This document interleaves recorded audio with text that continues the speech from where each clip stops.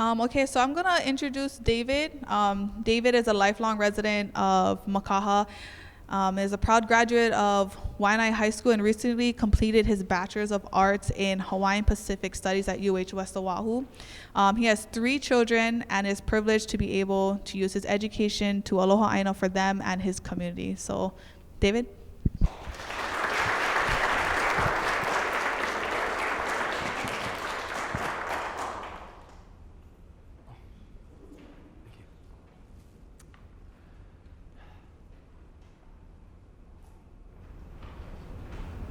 Hi, like Charnel said, my name is Dave. Born and raised in Makaha.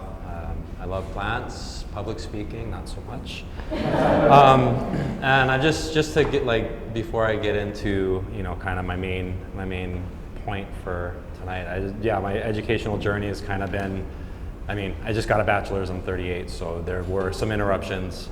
I went to Waianae High School. Kind of, my mom's been the marine science teacher there for a long time, so I was exposed to, not just marine science, but then, through those field trips, I was able to kind of make connections with, other things that kind of sparked my interest. And then it was, oh, I'm sorry, this mic's not working. Oh, okay, here we go. Is that better?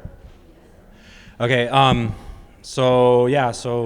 I had always loved being outdoors. Ask my wife now. I don't want to be inside. I'd rather be outside. Mostly because there's laundry inside and I don't like folding it. So a couple experiences at Waianae High School really kind of nudged me in the direction where I kind of finally find myself today. I was able to go to Ko'olave my junior year in high school and kind of hadn't been exposed to the backstory of, what had happened, not just with the bombing of Ko'olave, but starting with, the introduction of goats there and just kind of the misuse of land that's resulted in, the current state. And so kind of seeing that firsthand was really, kind of an eye-opener. Then after that, actually right after I graduated high school, I got an internship with the Nature Conservancy, and that really kind of switched my focus from just wanting to surf all the time and maybe going into marine biology to really being interested in what's going on in the forest. And just because Hawaii has such incredible diversity of plant species, invertebrate species, bird species, and all that stuff. So I really kind of found myself going in that direction.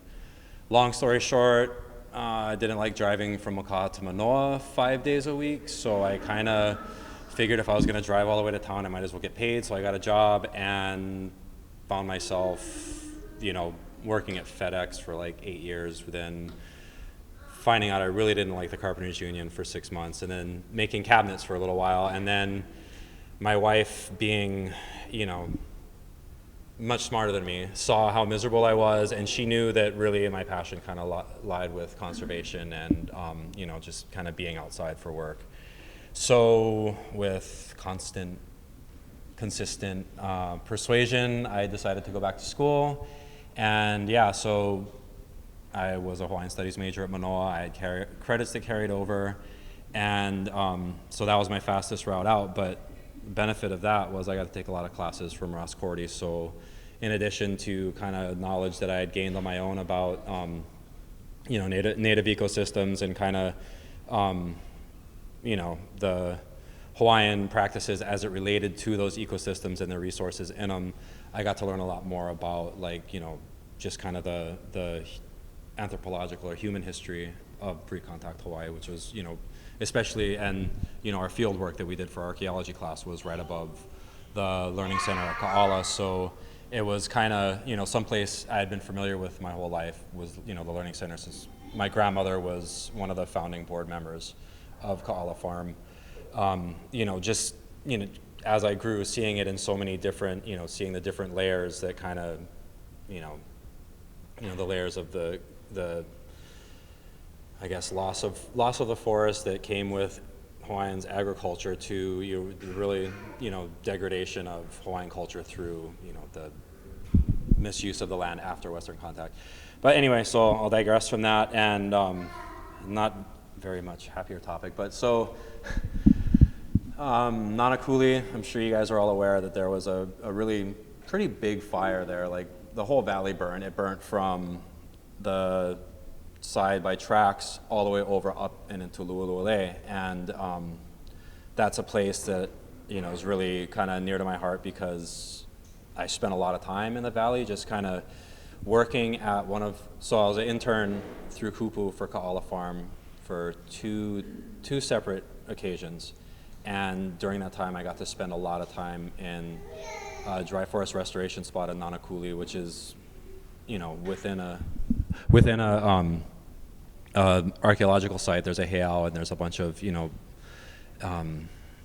agricultural sites, house sites. And so spending time there, working with the dry forest restoration, but also getting to walk up through the valley and, you know, see a lot of, you know, degraded forest, but still some really nice pockets of native forest with species that, you know, people just aren't familiar with, and species that would have been, you know, for Hawaiians living in the Waianae district would have been an everyday thing. It would have been something that they were intimately familiar with. And one of these plants is the Gardenia brighamiae, which is the only native dry forest gardenia. We have 3 native gardenia species in Hawaii. 2 of them are wet forest. There's only 2 on Oahu. Oahu only had, before the 2005 fire, there were 2 known wild individuals. Those burnt. Those were in the South Branch of Nānākuli. It was thought to be extinct in the wild on Oahu. Then, I believe in 2008 or 9, a single tree was found by this really incredibly knowledgeable botanist named Joel Lau. And so since that time, you know, I had gone out with a plant extinction prevention program whose jurisdiction it falls under because they manage plants with less than 50 or less wild individuals.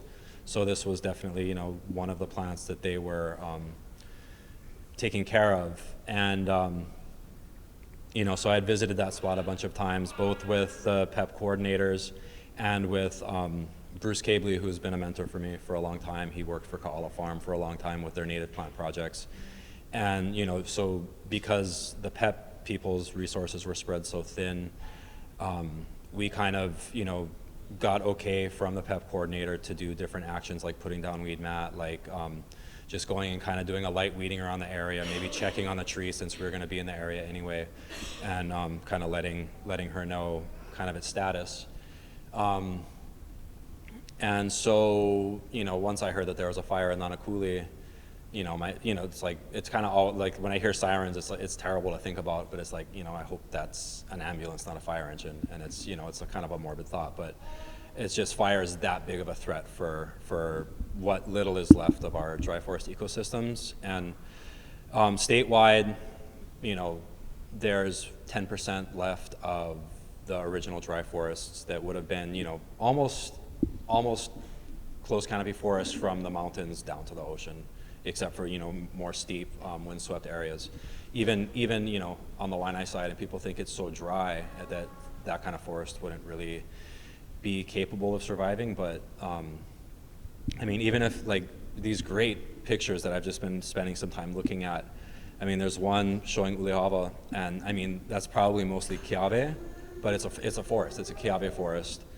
And so if Keawe can live there, and Wiliwili can live there, and Naio can live there, and those plants were just kind of taken out of the equation by, you know, goats, cows, all the different factors, and fire is probably number one. Sorry, I lost track. So yeah, so the Nānākuli fire, I'm sorry. I'm sorry, I'm not used to holding a microphone. Yeah, so watched that fire burn on Friday, and it was still in the south branch of the valley, and it didn't really spread until the wind switched, and it just tore up. I mean, you can see there's still a burn scar that goes up almost to the top, like by Palikea, and that's where there's even, you know, aside from the dry forest, it's getting up even into the more mesic forest, where there's even more threatened and endangered species of not only plants but birds too. And so just, you know, kind of seeing where it was burning, I mean, there's just, it's I kind of think that there were probably maybe a few more Gardenia that nobody had seen that got burnt up in that fire, and now we'll kind of never know about it because some of those areas hadn't been checked out even by Joe Lau, who I mentioned earlier, or myself. I haven't had a chance to go and kind of poke around in those areas. So it was really just kind of bittersweet to hear that the Last Gardenia survived the fire because, let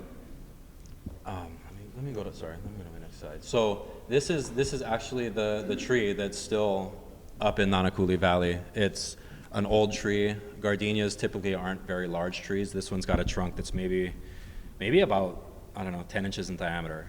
So it's, as far as gardenias go, it's a pretty good sized tree. But you can see there's dead branches, and this is I think this was last year. So it was before the fire, and you can see there's a lot of dead branches. The tree was already, unfortunately, it was in decline even before the fire happened. So that's because where it is, it's basically sitting in an alien forest. There's silk oak, there's guinea grass that's, over your head. There's a bunch of other alien species with some minor native elements in the area. So it's, even if the fire never burnt through that area, the tree, I hope that it's going to live longer, but realistically it might not live more than another 5-10 years. But and so I guess kind of what I was thinking about for talking about this is, what does it mean when like the last wild individual of a species is gone? Because we've had so many extinctions of plants. There's never mind, I only know the Latin name, so I won't go into it. But so like, what does it mean when like the last wild individual is gone? Because this came up as a seedling in a forest that's completely transformed from what it was to what it is today. This tree was a seedling under probably a parent Nanu tree with another, because I don't know, it seems like the way things grow, there's kind of like just little groups and cohorts. So there would have been other Nanu seedlings, there would have been other juveniles, there would have been other mature trees, along with, Hawaii's dry forests were some of the most diverse forests that we have, just because of how much they vary from even valley to valley on this island, on the other islands in the archipelago. And so it's just when you see the last tree kind of die, and it's just like, it's not just like botanical diversity that's lost. It's not just and I mean, there's lots of seed from this tree, lots of seed from the trees that got burnt up in 2005 in the, being preserved. Some of them have been propagated, some of them have been planted out, but those are all, human actions that it's taken to kind of perpetuate the plant. And I mean, since we caused the problem, that's only right that we should try to keep it in existence so that people, because this, they have beautiful flowers, their fruit was used in dye, and that's one thing that Sam Gon, who's a much more eloquent speaker than I'll ever be, and he there was a story that he told of John Papa'i'i when he traveled to Nanakuli back in the mid-1800s, and there was a mele that the children of Nanakuli taught him about the dye made with the gardenia fruit, that it was as bright as the Nanakuli sunset, with that brilliant orange. And later on in the early 1900s, lei makers from Honolulu were still coming out to Nānākuli to collect gardenia flowers for making lei. And so it was a common plant. It was something that, kapa anvils were made from, because the wood is really hard, kapa beaters were made from it, all kinds of other, utilitarian things were made from it. So, you lose that cultural connection too. You lose, just something that can't be replaced, even though you have representatives, you have genetic material from these plants. There's even clones of this plant. So technically it still lives on in tissue culture in lion arboretum, but it's just something like, I hesitate to, I'm not Hawaiian, I hesitate to say mana, but just each individual plant in the forest has its own its own life force, just like any of us, and just to lose that, and especially something that was so valuable, it's I don't know, I just lose sleep over it sometimes. But anyway, so I kind of went over some of this stuff already. Sorry, I'm just like speaking off the top of my head instead of looking at my PowerPoint. But just briefly how we got here. I mean, a lot of Hawaiian relationship with land gets romanticized a little bit too much, I think. Vast areas of forest were cleared during the Hawaiian settlement period, when the population was expanding. But that has a different context to what happened afterwards, because Hawaiian culture was growing and expanding along during that time, so they were not clearing any more than they needed to, because the forest the pattern, at least from pollen records, kind of shows a gradual spreading and a gradual, loss of forest. But really, they brought rats in either purposely or inadvertently, and that definitely had a negative impact on the forest because of seed predation, because of predation on native birds, and they themselves utilized native birds as a food source. There were 4 species of flightless geese. The biggest one would have weighed like 40 pounds that we only know from fossil records. But that, and I think a lot of if you look at the kapu system and just the way it was set up, it was even though, because it was it's totally self-contained, they didn't have much contact outside of the archipelago. So that was something that, I don't know, at least I think was learned along with, they could see the results of slash and burn agriculture. They recognized that early, and so they had when the society developed to a certain point where they needed to have those restrictions were put in place and strictly obeyed under penalty of death. Penalty for polluting water, if you were caught, was no questions. You're gonna and I mean, sometimes I think we should have that come back. But so fast forward to the arrival of Europeans, and one of the things that Cook and Vancouver would do as they sailed around the Pacific, they would bring goats and drop them off on islands because the goats could survive, and they would have a food source if they came back that way. So you look at all of these little island ecosystems that never had that kind of pressure on the plant life, on the animal life. It just completely imagine like Rabbit Island. There used to be lots of coastal plants on there, and allegedly, I don't know if the story is correct, that rabbits were released on there, and I'm sure there were goats too. But so Hawaii, like I said, the 40-pound goose was the largest terrestrial animal. That was the largest thing that was walking through the forest, that was browsing on any of the vegetation. So and it evolved along with the vegetation.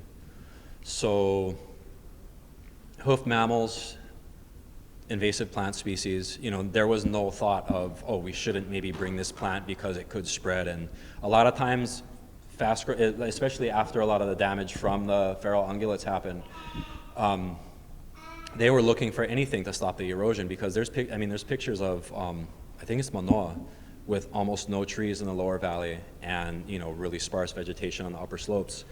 And during that time, there was when the deforestation was kind of at a climax, it was noted that the temperatures were rising too, because of the effect that the forest has on moderating the climate. Just you can kind of see them what they call microclimates in Hawaii, just because as you look up Mauka, you see kind of gradual greening from the lowlands.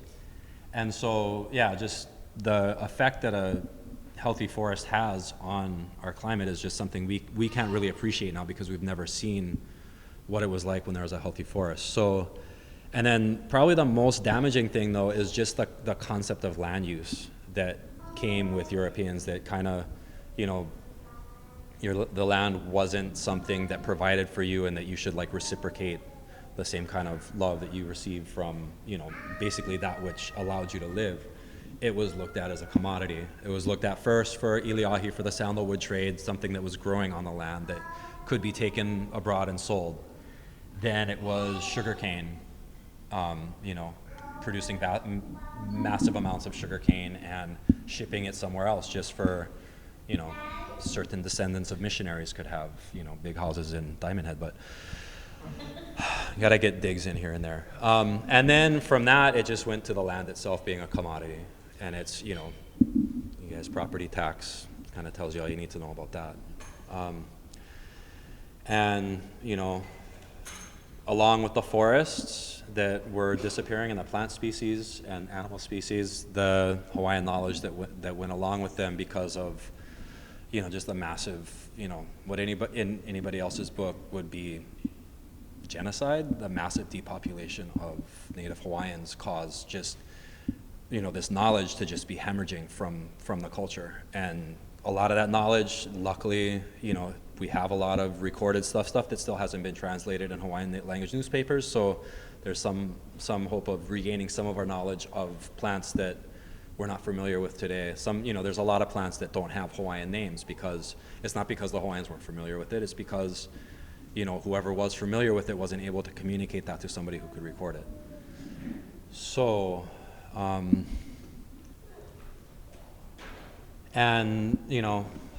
so one of the main things that the fire facilitates is grasses to come into the area because it burns the overstory.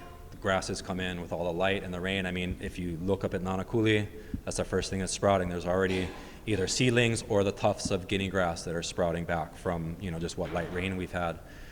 And I mean, guinea grass under optimum conditions, I read it can grow 18 inches in a day. And the stuff in Nānākuli can get up, over 8 to 10 feet high in the gulch bottoms.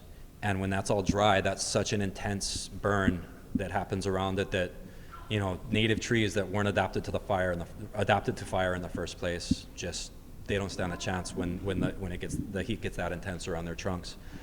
And I mean, there's still areas, Mauka of the burned area where there are, threatened and endangered plants. But those areas, it's kind of like a slow motion fire because there's more grass, but there's also weeds like, it's not nasty. It's actually kind of a pretty plant when it's in a garden, but it's a tree daisy. So it's basically this thing that grows up maybe 8 or 10 or 12 feet tall, blooms and then sends out all these seeds. And then in some areas you literally can't walk through it because it's a tangle of that and this cork vine called Passiflora suberosa. So the Montanoa falls over, sprouts up again, but you have all these dead sticks that are leaning over that are tangled with vines, and all of that is kind of encroaching on what little patches of, llama and willy willy and other native trees that are up there.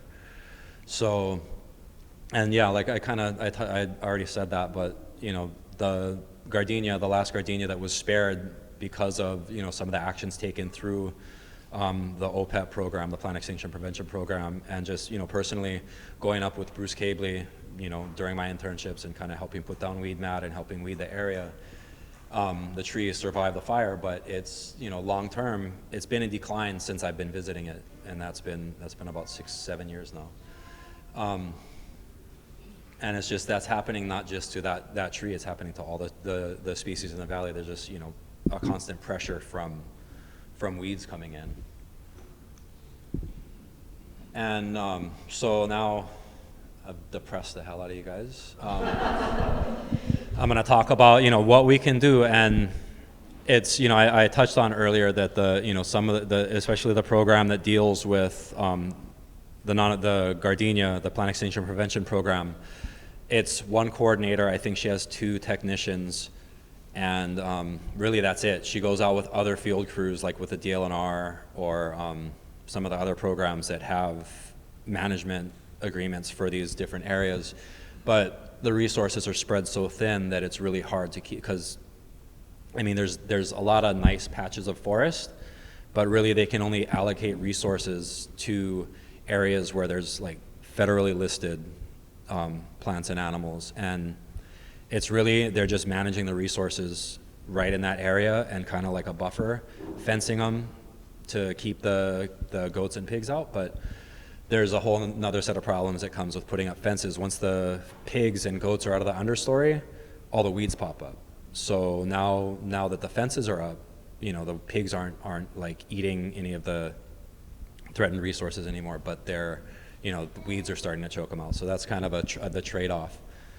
And I mean, this, like with the Nānākuli fire, during the fire, it was people talking about lives and property, and that's kind of the typical line that you hear on the news about when there's a brush fire. And I mean, that's definitely what's important, because I know I want my family to be the firefighter's number one priority. If there's a fire in the area, I want them to be looking out for the people around. But it kind of seemed like they could have hit it harder earlier on. And so this was the first time that they kind of, DLNR, and they kind of had they put out a press release of the other victims of the Nānākuli fire. And so it's kind of entered the conversation a little bit. And that's kind of one of the reasons I agreed to speak tonight, to kind of try to, let people know a little bit more about what's going on. And there are volunteer opportunities with different organizations. And I'm actually kind of trying to, in what little spare time I have, since Ka'ala Farm has kind of, run into a little bit of, like all nonprofits, they have times when it's really lean. So there's another, what I think is in the long term going to be a really incredible dry forest restoration that's happening just below the Ka'ala Learning Center, where we've had, some of the lonomea trees are, pushing 20, 25 feet tall, and those were planted when they were about 6 or 8 inches tall. And we're seeing regeneration just within the kipuka. It's called the Ka'ala kipuka. And I mean, it's kind of similar to like when you see like a lava flow kind of spare a forest. That's kind of what it's just a place that's been spared destruction. And I mean, outside the kipuka, you look and it's ko'ahaole, grass, and kiawe. So that's kind of the, same idea. It's like we're trying to restore a kipuka. And so we've had, this was all started by Bruce Cabley, who was the native plant specialist for Ka'ala Farm for 13 years until, this recent round of financial difficulty. But, he always told me that, he did all the planning, he did all the coordinating, he grew the plants, but volunteers did 90% of the work within the kipuka, with doing the planting, doing the weeding, because that was his big thing, was getting people out there for service learning. So I'm going to be trying to set up, it'll probably be the last Friday of every month starting, I want to try to start it in August. So hopefully we can get some information out there about it. And, if people in this room are interested, can come out. It's hot, it's dirty, but, can kind of, at least put your hands in the ground. Similar to, it's like farming. And like Charnel was talking about agroforestry, I think that's another really big thing that we need to tap into, because some of the forests are just, there's not the manpower to, convert it back to a native forest. So I think agroforestry is a really big, possibility for, even Makaha Valley is wet enough for it. And some of the areas down lower where it's just mostly coffee and strawberry guava. So, I mean, planting fruit trees makes a lot of sense, and then can get maybe a little bit more buy-in from community, from people who might not be that interested in native plants, but like, hey, go up here and volunteer, then you can come up and pick. So, kind of trying to get people brought into it in that way. And so I hope to eventually have enough information out there so that we can get something to you guys if you are interested in volunteering, and I would love to see you guys out there. So thank you. Sorry.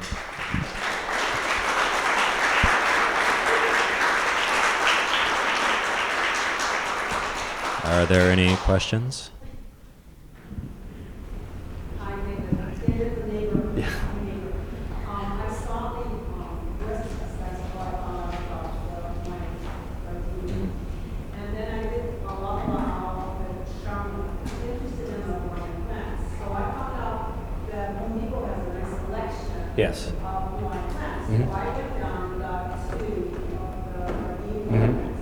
But I heard you say at the beginning there's like 3, 2 are wet and 1 is dry.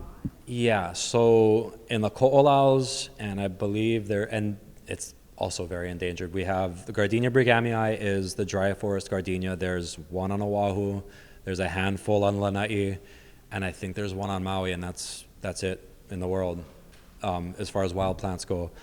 And then in the ko'olaus and on the northern side of Mount Ka'ala, there's Gardenia mannii. It's named for another botanist, but it's more of a wet forest gardenia. And that one they're actually really having, because Gardenia brighamiae grows really easily. It grows easily from seed. It grows relatively easy from cutting if you have a mist bench. And once you get it past its, seedling, sapling stage, it actually will grow pretty well in your garden as long as you do some minor, pest management, because, typical pests like aphids, mealybugs, root mealybugs, the ones you don't see can kill the plant. When they're small, it can kill it overnight. But okay.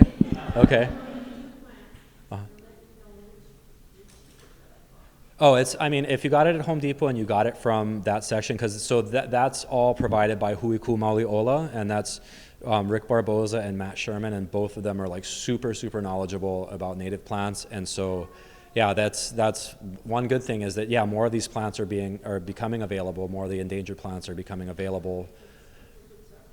Yeah, definitely. And that's kind of, the state is kind of slow in making more available. It's kind of, I don't know, so for any endangered plant, I don't know if you've ever bought like an ohai or the gardenia. I'm sure if you got the brigamii, it's got a little red tag in the pot that says, I'm not allowed to be planted outside of your garden. And that's just because, people with whatever good intentions, especially with the ohai, which is a coastal plant, might take it and plant it at the beach. And, that's fine pretty much for every place except Kaena Point, because that's the only place where there's wild ohai on Oahu. But it's just to kind of get people thinking that, just because I have a plant that's native, I shouldn't go and take it out and plant it in the forest. Because, there's so much rigor when it comes to like maintaining, well, for some plants, there's, some plants are different, but just maintaining the genetic kind of ID of what this plant's parentage is. So that's one of the, different conservation organizations are really kind of, and I think that's why they're nervous about releasing more species for, to be available for the public. But a lot of them, like we have, I don't know if anybody's familiar with, because we have a lot of really beautiful native mints and they don't smell like mint at all, but they just aren't surviving in their reintroductions in the forest because basically it's powdery mildew. It gets on their leaves when it's wet and it'll just kill the plant. And you can't manage something that's up in the mountains. You can't manage it. You can't keep it from being wet. That's just, it's such a simple thing, like to manage in a greenhouse, but in the forest it's another thing. So I think some of these plants, the only way they're going to survive is in permanent living collection, like because they do have different organizations do have like their living collections, but then why not release more to the public? Because if it's not going to survive in the forest, what worry do you have of it, somebody taking it out and planting it there? And there's not going to be any wild ones for it to cross-pollinate with. Sorry. Yeah, no problem. Any other questions? Sorry. Yes. What does it look like? The first time I saw it is after the Nānākuli fire, and it was just a quick glance on TV. Yeah. It's very similar. It looks larger, but it's not a larger flower. I mean, it's just in relation to because the Tiare kind of has like narrower petals, so the Nanu has like a little bit more compact flower, and the petals are a little bit wider. But it is a smaller flower, and the leaves are smaller than the Tahitian Gardenia. That's the main difference.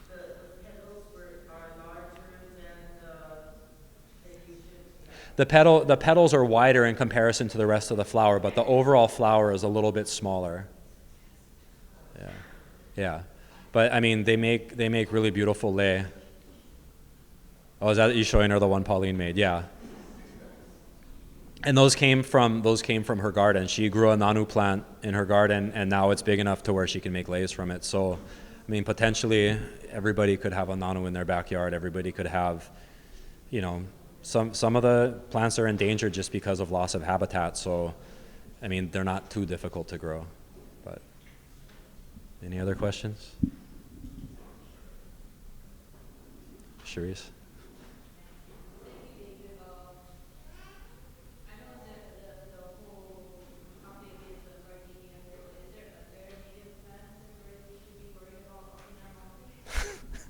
All of them. No, that's the thing. I mean, it's kind of just like a constant, it's the weeds don't stop growing, and unfortunately fire season is, look at the fire in Nānākuli. It happened at, what should be a wet time of year, but this is a really strong El Nino year, so we didn't have any of our typical cold fronts that bring us good dumps of rain during the winter, but we had a really wet late summer, so the grass had all of that moisture and that really long day length to really just become a kind of a fuel load nightmare for a fire, and that's kind of when it took off. It really took off. But I mean, yeah, there's lots of plant, but it's not all gloom and doom, because a lot of the areas that are like the top of Ka'ala, where some of the CLE folks got to go. That's just a really beautiful example of a pretty well managed natural resource area, the part of the NARS system. And up there, I mean, there's not so many weeds, and even really vast areas of the upper Ko'olau crest line, besides a few trail weeds, are really not pristine, but really nice. But it's a lot of, that's the problem, is the general public doesn't really get to experience that unless, because for dry forests, I mean, you have to either be in a helicopter or go on a really long kind of dangerous hike to get to the remnant patches that are still around the Waianae area. And the, Ko'olau Ridge Summit is kind of the same thing. You got to drive way up to the trailhead, then you got to kind of walk. But I mean, if you guys have the chance, it's definitely worth it, because it's, there are still some really nice areas. Glad you kind of segue to other plants. Maybe you can help me later. I live in Nānākuli, and I actually have a porch growing in my yard. Oh, cool. Well, it would be cool if my yard was large. So I don't want to cut it and kill it. I need to be in contact with someone to transplant it. It's like 11 feet tall. Ooh. I know. That's... I didn't know it was weird. It's probably a bird landed into a pot, and my brother-in-law, who's a landscaper, said, "Oh, sister." So are the leaves narrow?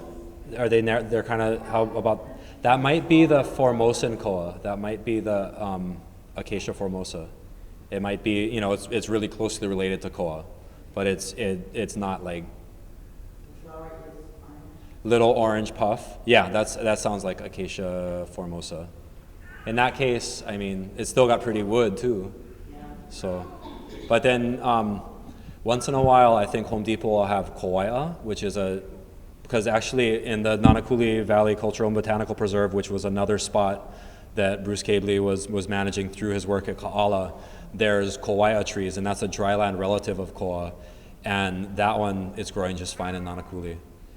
And that one's a little bit smaller too, so every once in a while I think Huiku Maliola might have that available. They're the ones that sell to Home Depot. So that would be, and they don't, I mean, they will get reasonably big, but they won't get huge. So.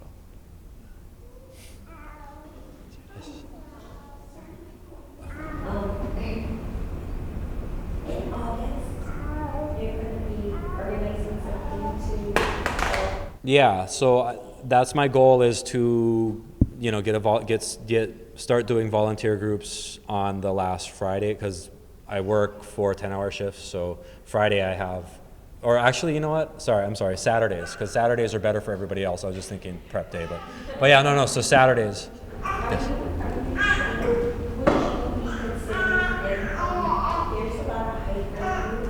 Yeah. That also have a passion to maintain.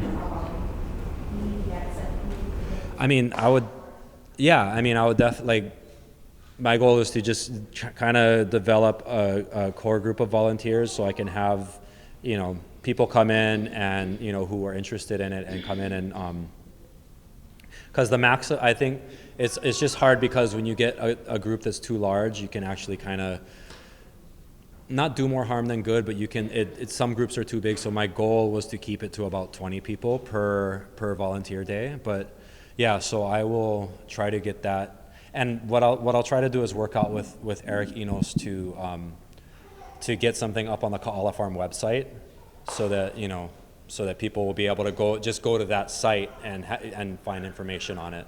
Can you No. So it's just basically, I mean, I would like to go to the Nānākuli Cultural and Botanical Preserve too, because, that area, actually the grass hadn't been controlled and the fire burnt through part of that area. So that's still kind of up in the air because access issues are more difficult. But the Ka'alikipuka is really accessible. It's right up, it's below the Learning Center at Ka'ala. So that would be probably the main area that I would try to focus on with the volunteers. Yeah, so it's up all the way up Waianae Valley, but then I guess there would be a potential to, depending on interest within the volunteer groups, maybe put together hikes, just because, I'm fairly familiar with some of the trails out on this side. So yeah, it's definitely a possibility.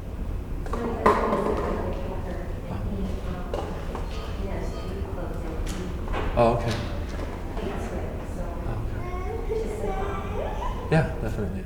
That's good because that's I mean, a lot of times maybe they're more focused on just the activity of hiking, but it would kind of be my interest to see them maybe, because that's a lot of people in conservation get information from pig hunters, from people who are in the mountains in areas where they might not necessarily go all the time. So the more people kind of have a general knowledge of some of the species they might be seeing is a better, is even more eyes out there to kind of, yeah, definitely. Okay, is that?